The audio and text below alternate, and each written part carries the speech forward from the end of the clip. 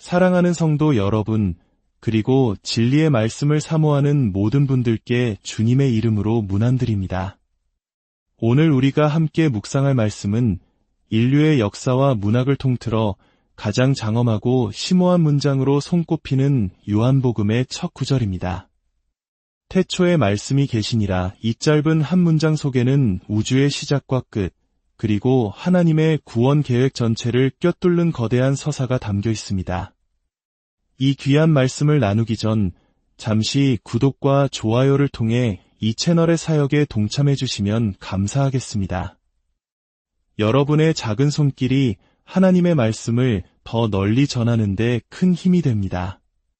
참여하시는 모든 분들께 하나님의 평강이 함께 하시기를 기도합니다. 자, 이제 요한이 우리를 초대하는 장엄한 이야기 속으로 함께 들어가 보겠습니다. 요한복음 1장 1절, 태초에 말씀이 계시니라. 이 구절을 듣는 순간 우리의 마음은 자연스럽게 성경의 첫 페이지, 창세기 1장 1절로 향하게 됩니다. 태초에 하나님이 천지를 창조하시니라. 이것은 결코 우연이 아닙니다. 사도 요한은 의도적으로 창세기의 서막을 메아리치게 함으로써 지금부터 자신이 쓰려는 이야기가 단순한 한 인물의 전기가 아니라 바로 새로운 창세기, 즉 새 창조의 이야기임을 선포하고 있는 것입니다. 요한은 마치 이렇게 말하는 듯합니다. 그렇다. 나는 지금 새로운 창세기를 기록하고 있다. 왜냐하면 내가 증언하려는 진실은 바로 하늘과 땅이 완전히 새로운 방식으로 다시 만난 사건이기 때문이다. 이것은 창조주께서 당신의 피조물을 향한 오래고 깊은 목적을 마침내 성취하시는 이야기다. 이 거대한 선언을 이해하기 위해 우리는 먼저 고대 이스라엘 사람들이 세상을 어떻게 이해했는지 살펴볼 필요가 있습니다. 그들에게 창세기 1장의 천지창조 이야기는 단순히 세상이 6일 동안 어떻게 만들어졌는지를 설명하는 과학책이 아니었습니다. 그것은 온 우주가 바로 하나님이 거하시는 거대한 성전으로 지어졌음을 선포하는 장엄한 신학적 선언이었습니다. 하늘과 땅은 분리된 두 공간이 아니라 하나님의 임재 안에서 서로 연결되고 조화를 이루는 하나의 거대한 성전이었습니다. 그리고 창조의 7째 날에 하나님께서 안식하신 것은 피곤해서 쉬신 것이 아니라 완공된 당신의 성전에 들어가 그곳을 통치하시며 즐거워하시는 대관식과도 같은 순간이었습니다. 시온산의 예루살렘 성전이 하나님의 안식처로 불렸던 것처럼 온 우주가 바로 하나님의 첫 번째 성전이었던 것입니다. 요한은 이 성전 신학의 관점에서 예수님을 바라봅니다. 그가 새로운 창세기를 기록하면서 새로운 성전의 이야기를 하고 있다는 것은 너무나도 분명합니다. 요한복음 1장 14절은 이렇게 증언합니다. 말씀이 육신이 되어 우리 가운데 거하심에 우리가 그의 영광을 보니 아버지의 독생자의 영광이요 은혜와 진리가 충만하더라. 여기서 거하심에라는 단어는 단순히 살았다는 의미를 넘어 구약시대 이스라엘 백성들 가운데 임재하셨던 하나님의 성막, 즉 장막을 치셨다는 깊은 의미를 담고 있습니다. 예수님 자신이 바로 움직이는 성전, 하나님께서 인간 가운데 거하시는 새로운 임재의 장소가 되셨다는 것입니다. 예수님의 몸이 곧 성전이라는 이 주제는 야곱의 사닥다리 이야기부터 가나의 혼인잔치, 그리고 성전을 정화하시는 사건에 이르기까지 요한복음 전체를 관통하며 점점 더 웅장하게 울려 퍼집니다. 그렇다면 이 우주적 성전에서 인간의 역할은 무엇이었을까요? 창세기 1장 26절, 창조 이야기의 절정에서 하나님은 말씀하십니다. 우리의 형상을 따라 우리의 모양대로 우리가 사람을 만들고 인간은 이 거대한 성전 안에 세워진 하나님의 형상이었습니다. 고대의 신전 안에 신의 형상을 두는 목적이 두 가지였던 것처럼 인간의 소명 또한 두 가지였습니다. 첫째는 온 피조물이 인간을 통해 하나님께 경배를 드리게 하는 제사장적 역할이며, 둘째는 하나님의 능력과 보호하심이 인간을 통해 온 세상으로 흘러가게 하는 왕적인 역할이었습니다. 요한은 바로 이 지점에서 다시 한번 놀라운 통찰을 보여줍니다. 창세기에서 하나님의 형상인 인간의 창조가 창조서사의 절정이었듯이 요한복음 서문의 절정은 바로 말씀이 육신이 되신 사건입니다. 예수님은 참된 인간, 궁극적인 하나님의 형상으로서 창조주 하나님이 피조물 가운데 어떻게 임재하시는지를 온전히 보여주신 분입니다. 이러한 신학적 배경 속에서 요한은 예수님의 이야기를 새로운 출애굽의 관점으로 풀어냅니다. 구약에서 성막의 건설은 출애굽 이야기의 클라이맥스였습니다. 이스라엘 백성을 노예 상태에서 해방시키신 목적은 그들 가운데 거하시며 그들을 통해 온 세상을 구원하시려는 것이었습니다. 이처럼 말씀이 육신이 되어 우리 가운데 장막을 치신 예수님의 이야기는 죄와 죽음의 노예가 되놓은 인류를 해방시키는 새로운 출애굽의 시작을 알리는 것이었습니다. 요한복음 12장에서 예수님은 자신의 죽음을 앞두고 이렇게 선포하십니다. 이제 이 세상에 대한 심판이 이르렀으니 이 세상의 임금이 쫓겨나리라.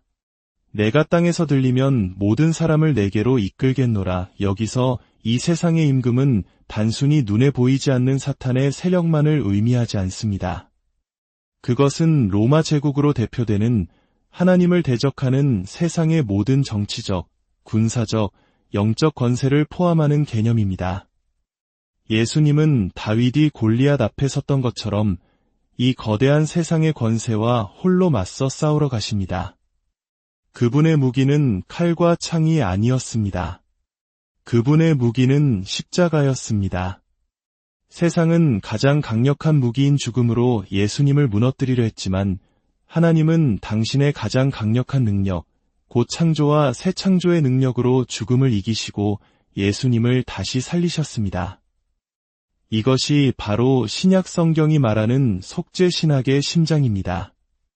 십자가는 어둠의 권세에 대한 하나님의 결정적인 승리였으며 그 승리를 통해 새로운 성전, 곧 새로운 창조 세계가 세워지게 된 것입니다.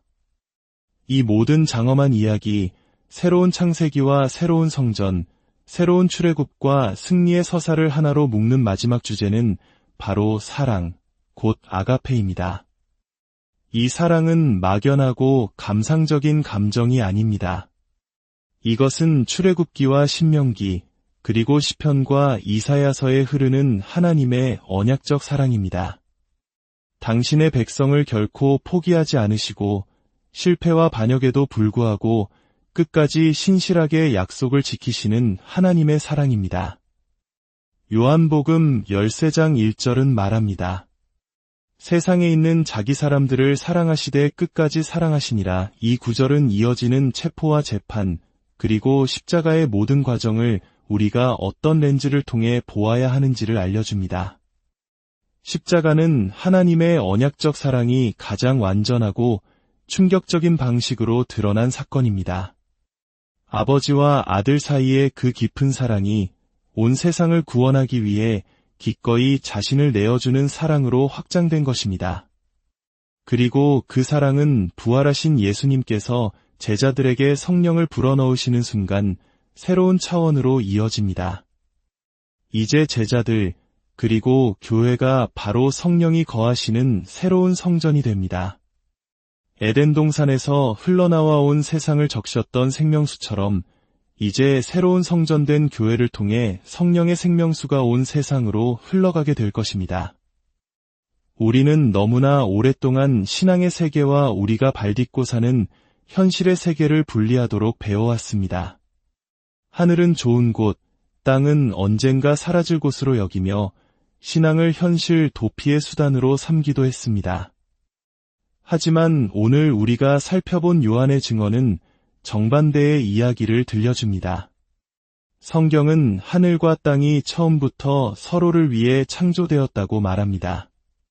그리고 예수 그리스도의 십자가와 부활은 이 땅을 버리고 하늘로 도망가는 이야기가 아니라 마침내 하늘의 뜻이 이 땅에 이루어지는 깨어졌던 하늘과 땅이 예수님 안에서 다시 하나가 되는 새 창조의 시작을 알리는 장엄한 선포입니다. 부활은 이 세상의 모든 폭정과 불에 죽음의 권세에 대한 하나님의 최종적인 승리 선언입니다. 죽음이 더 이상 마지막 단어가 될 수 없음을 보여주신 사건입니다. 그러므로 우리의 소망은 이 땅을 떠나는 것이 아니라 하나님의 나라가 이 땅에 완전히 임하여 모든 눈물이 씻기고 모든 것이 새롭게 되는 그날을 바라보며 오늘 여기서부터 새 창조의 백성으로 살아가는 것입니다. 태초에 말씀이 계셨습니다. 그 말씀이 육신이 되어 우리 가운데 거하셨고 우리는 그분의 영광을 보았습니다. 그 영광은 십자가에서 가장 찬란하게 빛났고 부활의 아침에 온 세상을 비추었습니다. 이 진리의 빛이 오늘 이 말씀을 듣는 모든 분들의 삶을 비추고 절망 속에서 희망을, 어둠 속에서 빛을 발견하게 하는 능력이 되기를 소망합니다. 주님, 당신의 말씀이 얼마나 깊고 놀라운지 다시 한번 깨닫게 하시니 감사합니다. 우리가 이 땅을 살아가는 동안 예수 그리스도 안에서 이미 시작된 새 창조의 기쁨과 능력을 누리며 살게 하옵소서. 우리 각 사람이 성령이 거하시는 살아있는 성전으로서 세상 속에서 하나님의 사랑과 정의를 실천하는 통로가 되게 하여 주시옵소서. 이 말씀을 듣는 모든 심령 위에 하늘의 위로와 평강을 부어주시옵소서. 우리 주 예수 그리스도의 이름으로 기도드립니다.